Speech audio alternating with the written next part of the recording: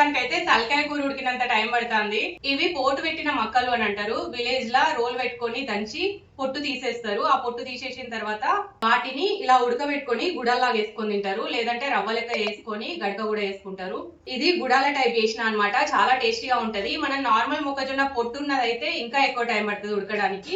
ఇవైతే కొంచెం తక్కువ టైం పడుతుంది. వాటితో పోలిస్తే టేస్ట్ ఇవి బాగుంటాయి. ఈ రోజు అయితే ఈ రెసిపీ చేశాను. ఇంకా సర్వ్ చేద్దాం అందరికి. ఈ రోజు ఒక పెద్ద గిన్నె 4 చిన్న గిన్నెలు, ఎందుకంటే మా అత్తకి ఇవాళ ఫాస్టింగ్ కాబట్టి ఆమె కొంచెం ఎక్కువ, మాకు కొంచెం తక్కువ అన్నట్టు. నేను ఫస్ట్ టైం వీటిని ఎక్కడ తిన్నాను అనేది లాంగ్ వీడియోలో షేర్ చేస్తాను. లాంగ్ వీడియో లింక్ అనేది కింద ఇస్తాను, తప్పకుండా ఇంట్రెస్ట్ ఉన్న వాళ్ళు చూడండి.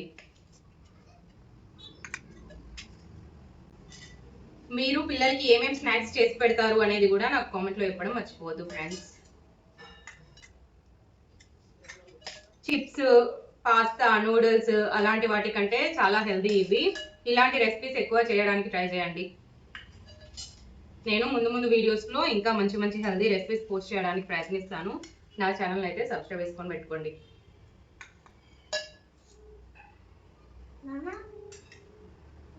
వీటి పైన కొంచెం ఆనియన్స్,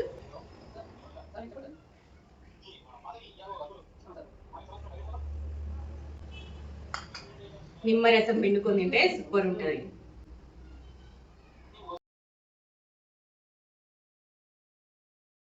ఇంకా కొన్ని మిగిలాయి, రేపు ఎవరికైనా తినాలనిపిస్తే తింటాము.